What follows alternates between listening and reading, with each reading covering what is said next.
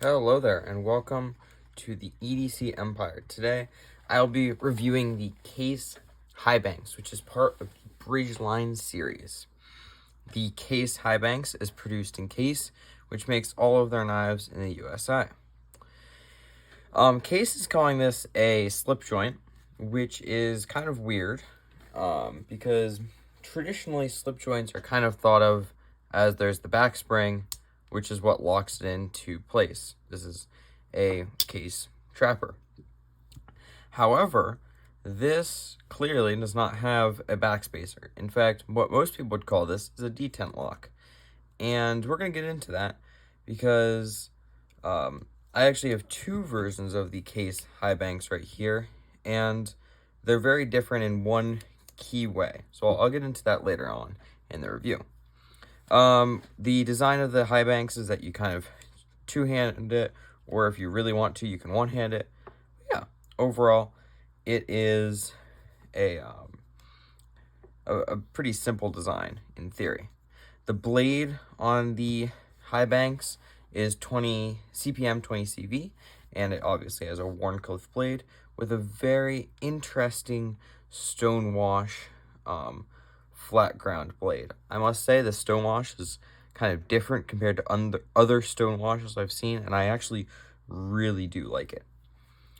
The handle materials on the Highbanks, on the Highbank, are there's kind of three variations: two and micarta, one of which is OD Green Canvas, which is what I have here and here, and then there is a black Burlap micarta and a smooth Rosewood. The overall length on the Highbanks is 6.9 inches when unfolded, and when folded is 3.97 inches.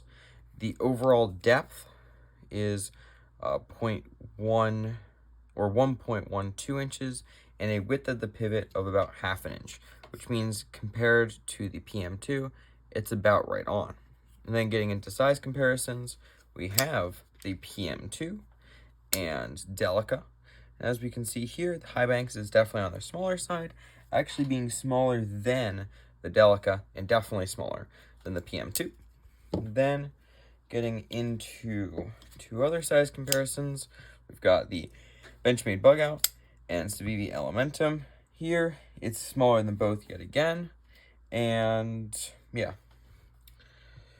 Then finally, we're just gonna bring back in the Case trapper, and yet again, it is smaller. That being said, while it is smaller, you can still definitely get a full purchase on the handle, and it's still quite a comfortable handle. Quite chunky, but quite nice. Then you have a blade length of 2.93 with an edge length of 2.81. The blade stock is 0.11 inches, has a weight of 2.5 ounces, meaning that its blade to weight ratio is actually wonderful. All right, now let's get into the positives and negatives and my overall thoughts on the Case Highbanks. Starting with the negatives on this one, because there is a pretty big one. First off, the QC on Case has been known to be kind of iffy. Knives like the Trapper will have either a lot of blade play or the handle material on them won't work or won't fit right or something like that. On the Highbanks, from what I've seen with these two models, it is their slip joint, more aptly detent lock. The reason I have two knives is that I went with up to Case's Bradford, PA location, their factory, and with my girlfriend, and we got two matching knives, and this is what we picked out together.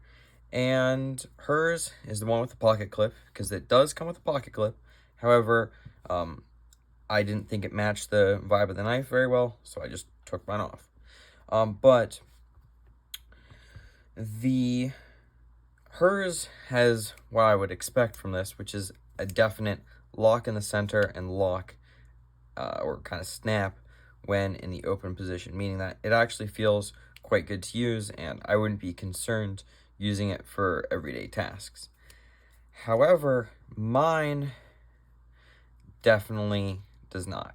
You can almost, as you kind of saw in the intro, fully flick it open, which is definitely not something that you can do with hers. I'm not going to use the rating system for slip joints on this because this isn't really similar in action or feel to a slip joint. However, I can just say that without this middle stop is barely noticeable when opening it. That's not to say that the pivot is loose. It is fully tightened, and even when it's fully tightened, it still doesn't want to do anything. After this video is recorded, I am going to take apart the Highbanks and try to bend in the detent lock, because it's essentially kind of like a liner lock bar in the back, which is kind of just acting as the lock with its little ball, but it shouldn't be like that, especially when the price of the Highbanks is $260, or sorry, $160, and when we were at the Bradford facility, it was actually $200. Now they dropped it to $180. However, that's still very expensive to be having that major of a QC issue. In addition to this, neither of these knives want to be centered. I have attempted to center both of them, and it appears that the detent lock on the back is kind of pushing it off to the left, but that's a little bit annoying. But this micarta is very nice. It's been patinaing very nicely. It's cut really well. It fits really nicely. And the overall look of the knife with this aluminum backspacer actually works really, really well. It's actually a genuine shame that mine doesn't have a little bit better of a lockup. And I will report back in a comment in the comment section, reporting back on how my detent bar mod goes, to let y'all know. So overall, I do wish that this knife had a different pocket clip which matched the overall vibe and look of this knife. However, I like it in theory. I like that it's kind of a modern style slip joint. It's not really a slip joint, but it's kind of got that vibe. But the QC of Case is really disappointing. Even coming to the edge. On mine, you've got the edge going all the way back to the choil on this side, and then on this side, and then on this side, it's kind of stopping a little bit, and then there's kind of a inconsistency when it gets to the choil and kind of at the tip. But other than that, to be honest, I actually really do like the Highbanks. Once I do this mod, and if it works successfully, I will definitely be carrying this knife more. If you enjoyed this review, please like and subscribe. And if you own the Highbanks, let me know what you think of it and if you have a similar issue with the detent lock. Thanks for watching.